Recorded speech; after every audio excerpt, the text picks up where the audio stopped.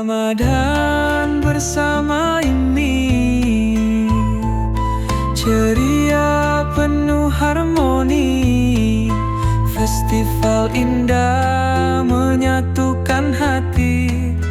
Di tanah Finlandia kita tetap berseri. Kita pembahasan sebelumnya kita sudah mulai dari yang pertama Al-Fatihah, kemudian yang kedua Al-Ikhlas, ketiga Al-Fajr Jumat kemarin. Kemudian hari ini insyaallah kita akan membahas surat Muhammad.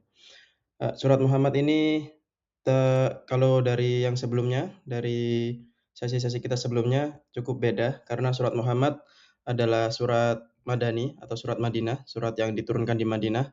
Pertama kali dari sesi kita sebelumnya. Semua yang sebelumnya Al-Fatihah, Al-Ikhlas, Al-Fajr itu semua Makkiyah, dan Muhammad ini surat Madani, surat Madinah.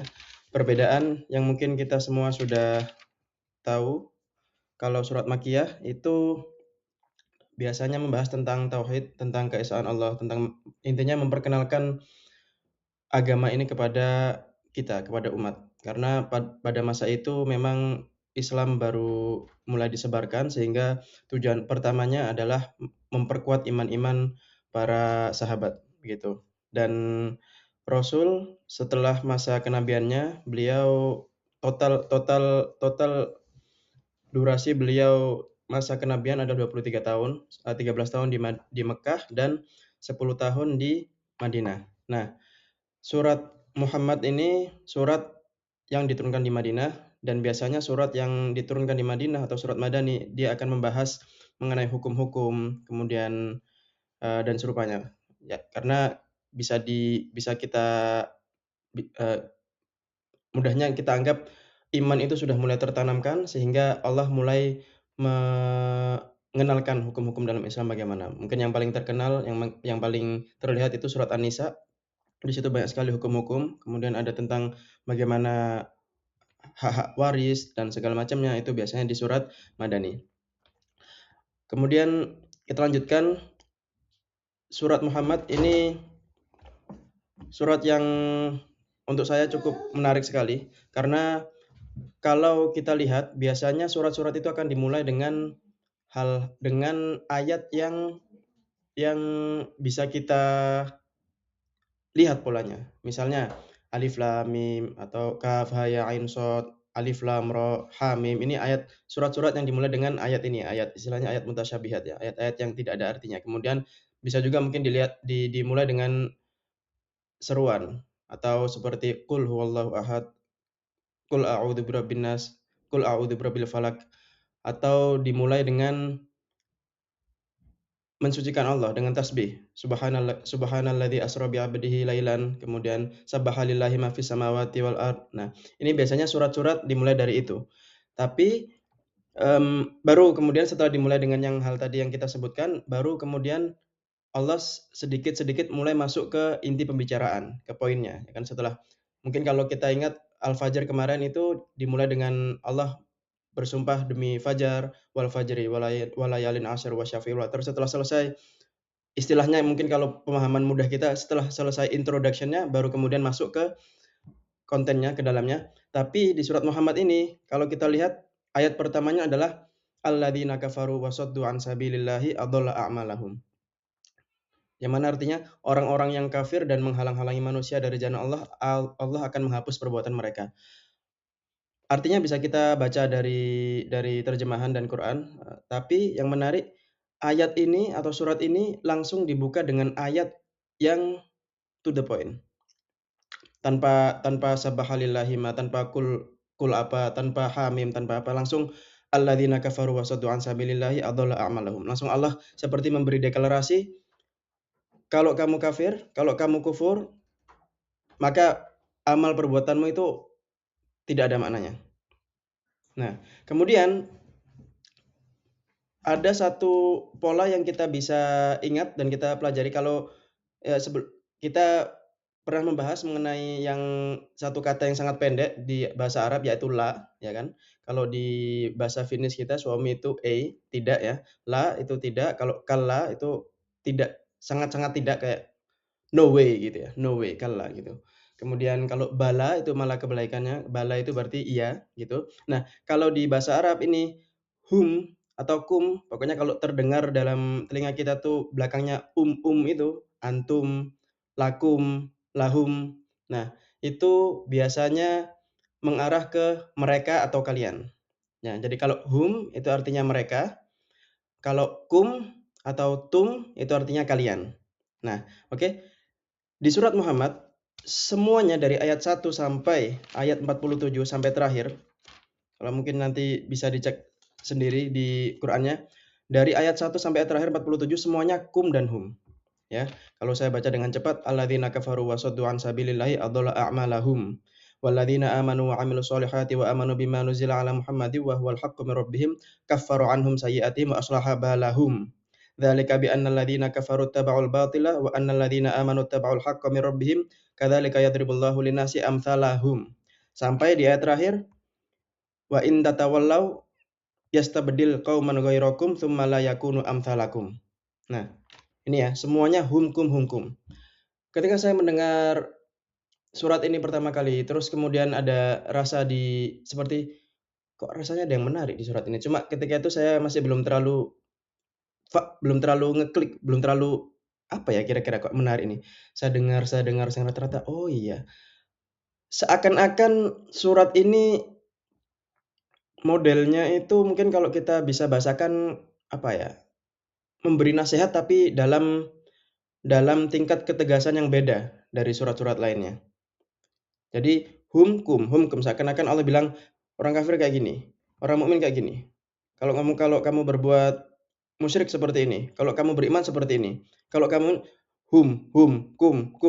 Ini ketika kita lihat ini, oh ini menarik sekali karena kalau kita ingat kapan konteksnya surat ini diturunkan, setelah Nabi hijrah dari Makkah ke Madinah, tidak lama kemudian ada ajakan perang, masih banyak orang-orang muslim, masih banyak umat ketika itu yang merasa, "Kenapa sih harus perang?" Khususnya mereka orang-orang munafik yang di sini juga dibahas, mereka membuat narasi seakan-akan, kalian itu kan di Madinah tenang-tenang aja sebelum kita datang, ya kan? Terus sekarang Nabi Muhammad datang hijrah ke sini, kalian orang-orang Madinah yang biasanya hidup santai, gara-gara ada Islam sekarang kalian jadi harus perang, jadi harus berjihad. Ini apa ini? Katanya Islam ini membawa kedamaian, kenapa kok sekarang tiba-tiba disuruh perang? Nah, menurut pemikiran saya ini sangat menarik karena sampai sekarang pun permainan pikiran ini tetap terjadi.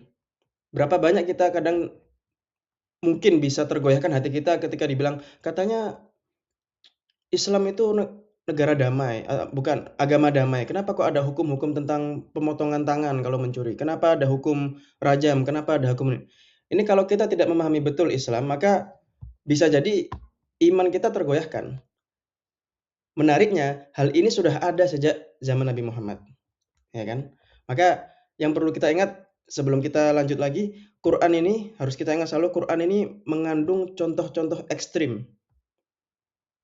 Sehingga ketika zaman sekarang, ketika setelah Quran ini diturunkan, kalau ada yang mencoba mengucapkan, cobaan kita ini lebih berat daripada cobaan dulu zaman-zaman sahabat, enggak ada. Cobaan kita ini lebih berat daripada dulu zamannya Firaun, enggak ada. Karena di Quran itu contohnya itu udah contoh-contoh yang ekstrim. Sekarang bayangkan kita sholat di Nabawi atau di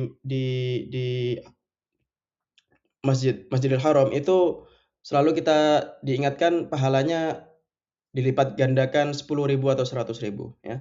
Ini bayangkan orang-orang yang disebutkan di dalam surat ini, disebutkan sebagai orang-orang yang munafik, mereka sholat di masjid itu, bahkan di belakang Nabi Muhammad SAW. Bayangkan betapa spesialnya posisi mereka, tetapi dalam situasi itu pun mereka masih ada perasaan munafik itu. Sehingga Allah sangat-sangat mencela hal ini. Sampai diabadikan di dalam surat seperti ini kan. Kalau kita ambil dari ayat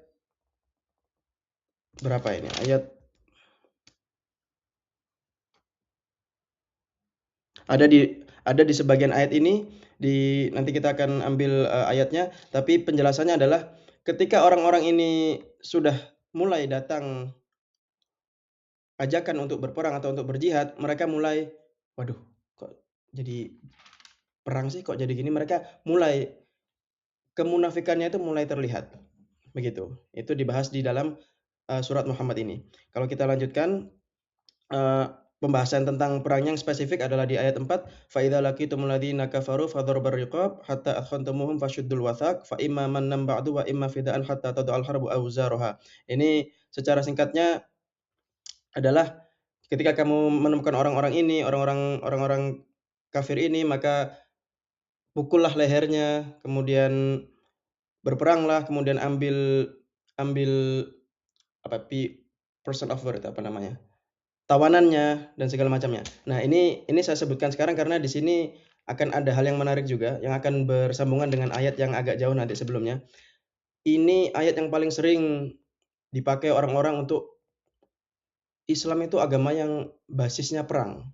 Karena lihat itu banyak sekali ayat-ayat yang disuruh perang, yang disuruh membunuh orang-orang kafir segala macam. Nah, ini kita ingat dulu sekarang tapi nanti kita akan ada bahasannya ya.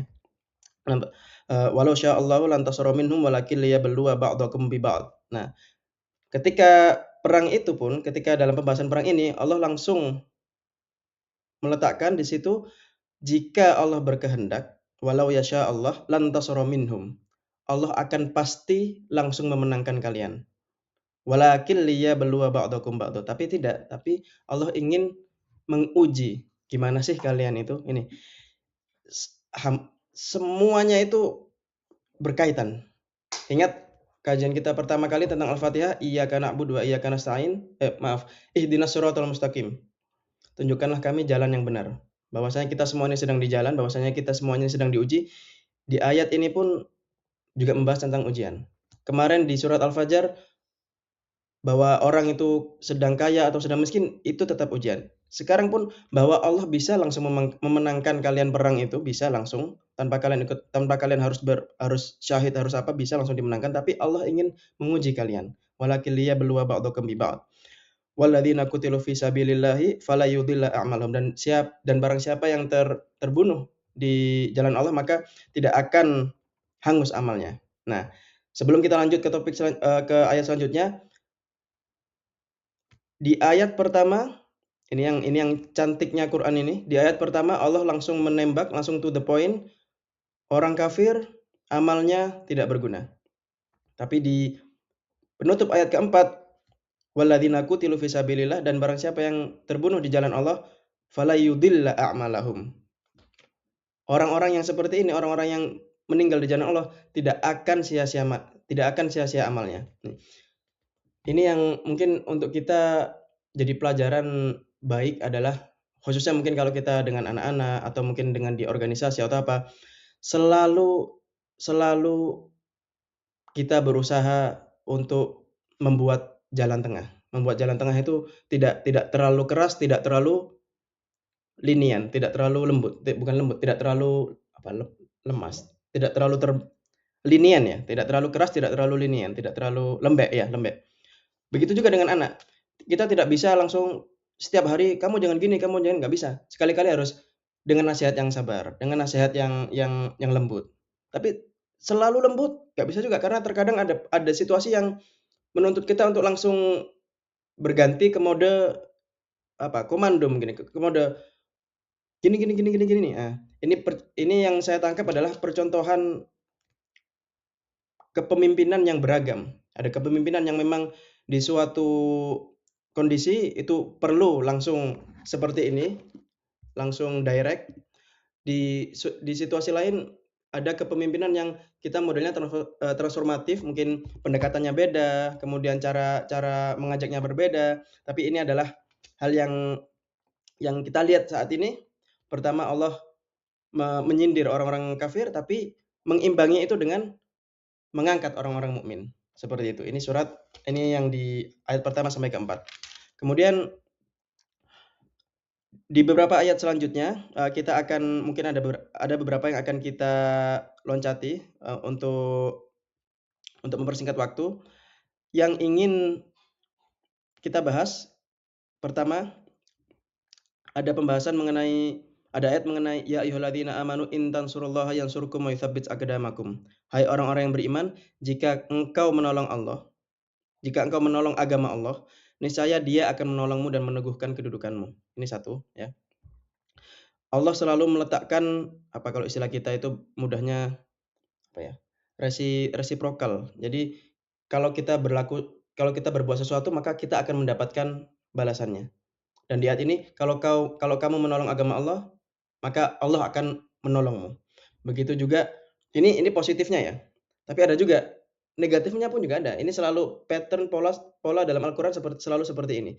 Allah selalu membuat simetrisnya, selalu membuat pasangannya. Lainnya mungkin jika kamu berbuat buruk maka kau akan dapat keburukan. Jika kamu berbuat baik maka kau akan dapat kebaikan juga. Nanti akan dibahas di sini juga. Kita akan ke ayat itu. Nah, itu ayat yang nomor 7, ya ayyuhalladzina amanu in tansurullaha yansurkum wa yutsabbit aqdamakum.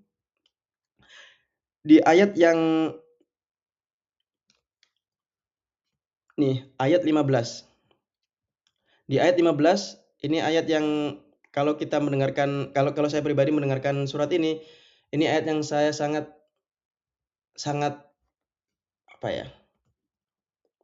dingin gitu, menyejukkan hati ketika membaca ini. Jadi ketika dari awal itu langsung kita diberi seperti alladzina kafaru wa saddu an sabilillahi adallu a'malahum, seperti langsung ketok palu gitu ya. Orang-orang kafir akan sia-sia perbuatannya. Orang-orang beriman akan dimudahkan urusannya. Seperti ini. Kemudian mulai masuk yang ayat ke-15 ini, masuk ayat-ayat Allah yang melembutkan hati. Karena di sini mathalul jannatil lati wa'idal muttaqun. Apa sih contohnya surga-surga yang sudah dijanjikan untuk orang-orang beriman ini? Nah, ini sangat berkesan sekali karena kalau kita bayangkan dengan analogi kita sendiri ya, mungkin ada orang yang katakan orang dengan anaknya mungkin 5 atau 6 gitu ya.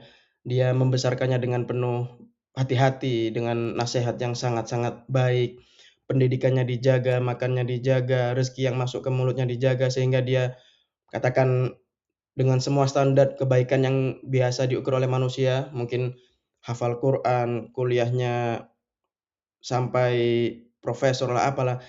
Ketika dia bertemu dengan temannya sesama orang tua, betapa bangganya dia ingin mengenalkan anak tersebut. Ini anakku nomor 1, alhamdulillah kemarin baru selesai PhD-nya di sini. Yang nomor 2 alhamdulillah baru selesai hafalan Qur'annya di sini. Yang ketiga kemarin baru jadi apalah. Itu kebanggaan orang tua. Seperti itu ketika anaknya sangat-sangat berprestasi atau memiliki karakter dan kualitas yang terhormat. Nah, di sini kita dicontohkan apa yang Allah buat adalah mathalul jannatil lati wa'idal muttaqun, contoh surga yang sudah dijanjikan untuk orang-orang beriman.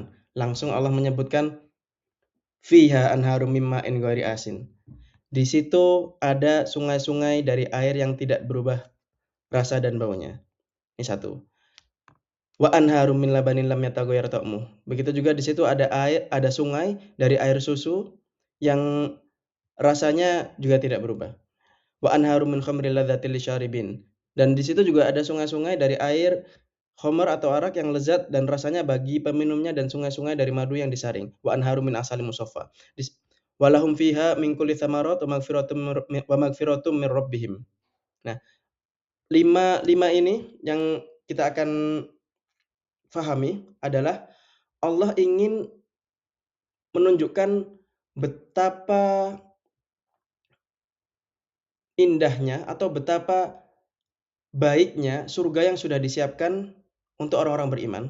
Sampai Allah itu ingin menyampaikan itu. Sini tak kasih. Ini loh contohnya. Surga yang sudah disiapkan buat kalian semua itu orang-orang mukmin ini. Pertama, di situ ada air yang rasa dan baunya itu nggak berubah. Di situ ada susu yang dia mengalir tapi juga nggak akan basi. Kalau kalian suka arak, di situ ada juga sungai-sungai yang airnya tuh dari arak juga ada juga di situ. Di situ juga kalau kalian yang suka madu, ada juga di situ sungai-sungai yang dalamnya tuh madu. Ngalir terus. Kalian tinggal pilih aja yang mana. Nah, ini sebegitu Allah sudah menyiapkan surga ini dan ingin menyampaikan excitement-nya terhadap surga ini udah oke banget loh buat kalian.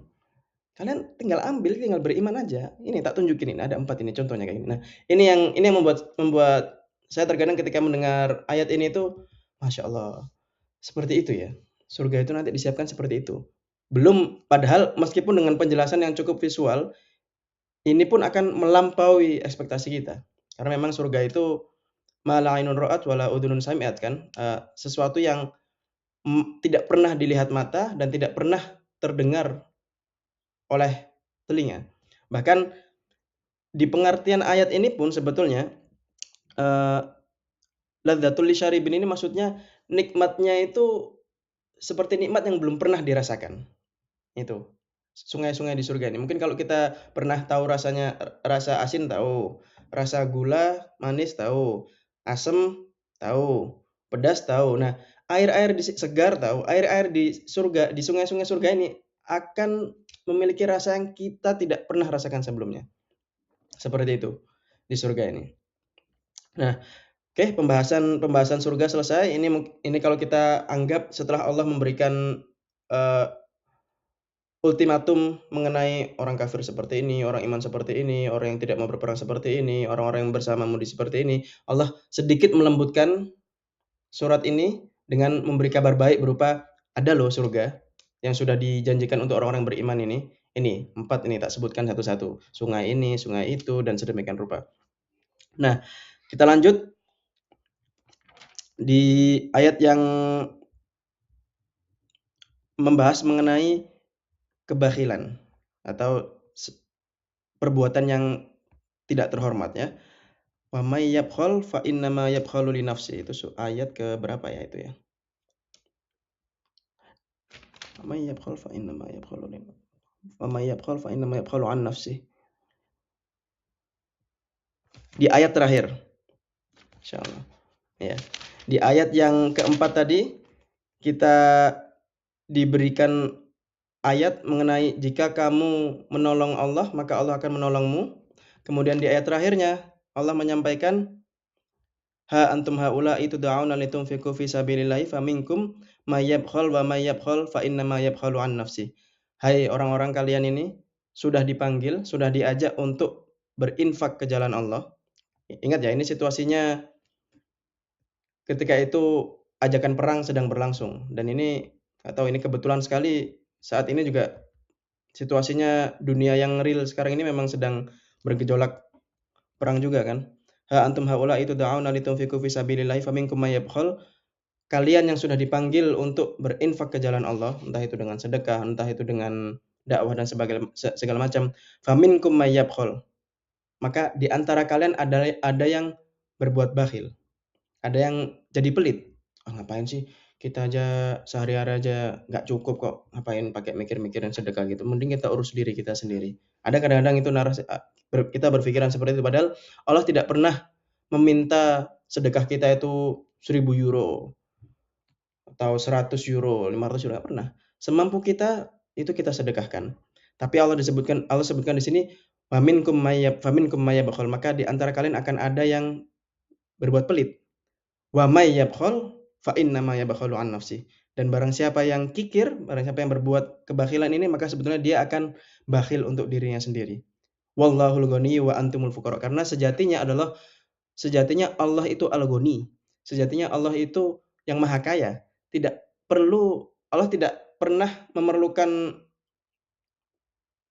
kurban kita, zakat kita, sedekah kita, tidak perlu. Allah itu hanya menguji seberapa ketaatan kita. Makanya semua instruksi ini sebenarnya memang betul-betul untuk menguji kita aja. Karena tidak ada sedekah kita, nggak ada yang kemudian Allah kalau kita nggak sedekah, tidak Allah hilang statusnya di Tuhan, tidak ada seperti itu. Karena sifat Allah itu al-ghani, maha kaya. Wallahul ghani wa antumul fuqara wa in tatawallaw. Ini yang harus kita ingat, penutup ayat yang penutup surat yang juga ultimatum sebetulnya. Jadi ayat ini dibuka dengan ultimatum, alladzina kafaru wa saddu an sabilillahi adalla a'malahum. Kamu yang kafir, amalmu akan sia-sia, dan ditutup dengan ultimatum juga. Wa in tatawallaw yastabdil qauman ghairakum tsumma la yakunu amsalakum. Dan jika kamu berpaling, wa in tatawallaw yastabdil qauman ghairakum, maka Allah akan menggantimu. Allah akan menggantimu dengan kaum yang lain, dan mereka tidak akan seperti kamu. Ini kalau kita dalam posisi entah ini bisa terjadi dalam skala apapun ya, dalam skala negara, dalam skala mungkin kampung, dalam skala wilayah, ketika pemimpinnya sudah mulai tidak adil, ketika atau mungkin rakyatnya sudah mulai terlampau jauh dari tuntunan Allah, tidaklah susah bagi Allah untuk mengganti semuanya. Bisa dengan pemimpinnya entah hilang, atau mungkin bisa dengan tiba-tiba ada bencana yang menghilangkan semuanya dan mengganti penduduk di situ dengan penduduk yang baru yang betul-betul kemudian bisa kembali ke jalan Allah. Ini adalah ultimatum yang perlu kita ingat. Jadi pertama, alladzina kafaru wa saddu an sabilillahi adalla a'malahum. Yang kafir, orang-orang yang tidak beriman, amalan kalian semuanya sia-sia, dan ditutup dengan wa in tatawallaw. Dan kalau kalian yang sekarang ini beriman, kalian sholat dan segala macam, tapi ketika kalian sudah mulai berpaling dengan zakat, kemudian dan tuntunan Allah semuanya, ketika kalian mulai berpaling, jangan kaget kalau tiba-tiba Allah mengganti kalian semuanya. Nah, termasuk dalam skala kecil ya, mungkin keluarga atau sekolah atau pendidikan, hati-hati ketika kita mendapat sebuah tanggung jawab kepemimpinan dan kita mulai melakukan hal-hal yang tidak seharusnya, maka bersiaplah yang mengganti bukan organisasi, tapi sebetulnya mengganti itu adalah Allah melewati semua sebab yang Allah akan ciptakan dengan hikmahnya. Begitu. Bapak Ibu sekalian, ini surat Muhammad ini mungkin kalau Bapak Ibu belum pernah mencoba membaca dari pertama sampai terakhir, bisa dicoba baca, karena apalagi lebih baik lagi kalau dengan artinya, karena ini adalah surat yang berpotensi untuk mengecas lagi iman kita. Di dalamnya adalah banyak nasihat-nasihat yang seakan-akan Allah itu sedang memberi nasihat kedua kelompok yang berbeda atau bahkan tiga. Orang-orang kafir, kemudian orang-orang mukmin, tapi mereka kemudian kalian, yaitu kita sendiri para pembacanya. Dan ingat di situ yang Allah selalu membuat paralel, Allah selalu membuat simetri. Pertama, in tansurullaha yansurkum wa yutsabbit aqdamakum. Jika kau membantu Allah, membantu agama Allah, maka Allah akan membantumu. Tapi bukan berarti Allah perlu bantuan kita. Ya kan? Ini hanya ujian, ingat ya. Kemudian wa may yabkhal fa innama yabkhalu an nafsi. Barang siapa yang kikir, maka dia sebetulnya kikir akan dirinya sendiri. Dan ini hikmahnya adalah tidak ada tuan. Tuan itu bos ya, anggapannya master lah ya. Rabbun itu kan master ya. Rabbun itu lord, master atau tuan. Kalau kita anggap tuan, mungkin kalau ada budak ada tuannya. Tidak ada tuan, tidak ada bos di alam semesta ini yang jika ia menyuruh kepada anak buahnya, itu sebetulnya untuk kebaikan anak buahnya. Yang ada kan bos menyuruh instruksi ini supaya menaikkan revenue atau meningkatkan produktivitas atau segala macam. Tapi Allah adalah Tuhan yang apapun yang Dia suruh itu sebetulnya untuk kebaikan kita sendiri. Kita disuruh sedekah, Allah sebenarnya nggak perlu sedekah, tapi sedekah itu untuk kita sendiri. Kita disuruh insaf itu untuk kita sendiri. Kita disuruh sholat itu untuk kita sendiri. Kita disuruh puasa, semuanya itu kebaikannya kembali ke kita sendiri. Adapun yang ingin saya tutup, tadi kita sedikit ada pembahasan mengenai yang ayat Fadhur Barriqab, yaitu ketika kalian sudah di medan perang dan menemui orang-orang yang memusuhimu ini, langsung tanpa ragu pukullah lehernya.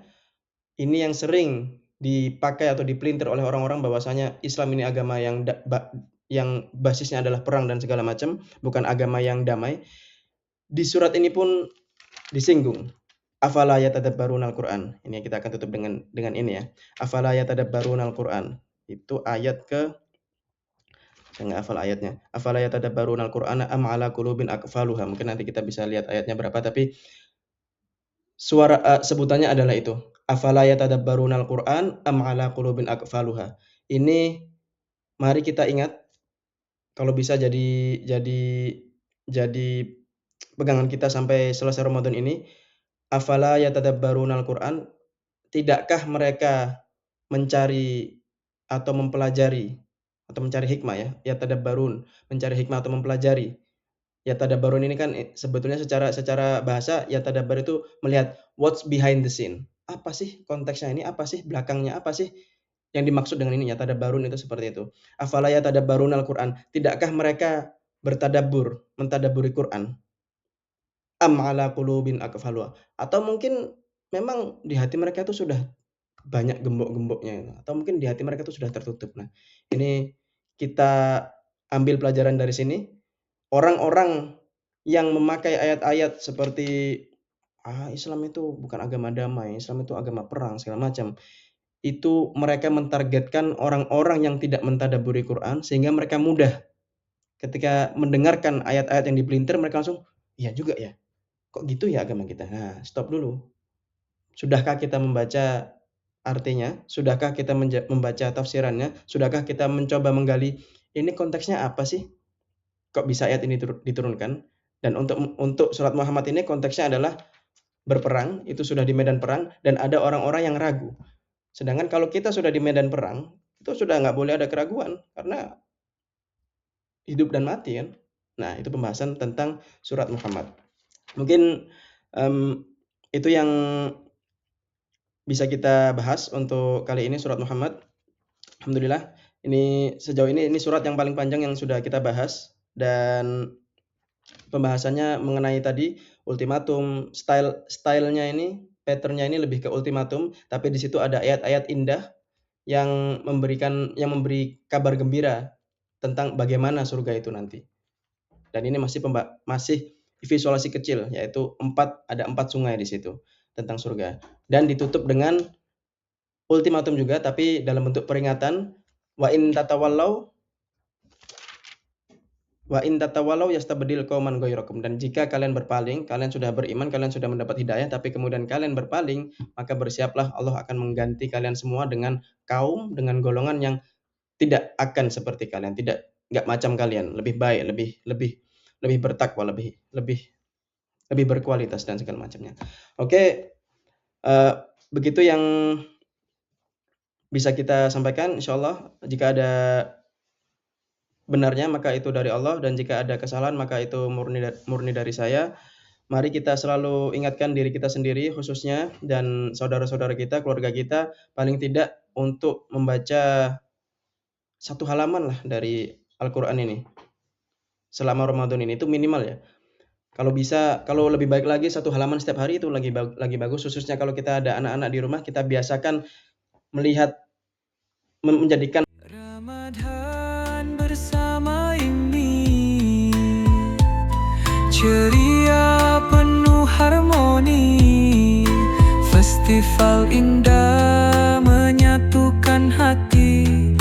Di tanah Finlandia kita tetap berseri, ini bersatu dalam takbir suci. Ramadan berkah untuk hati yang murni.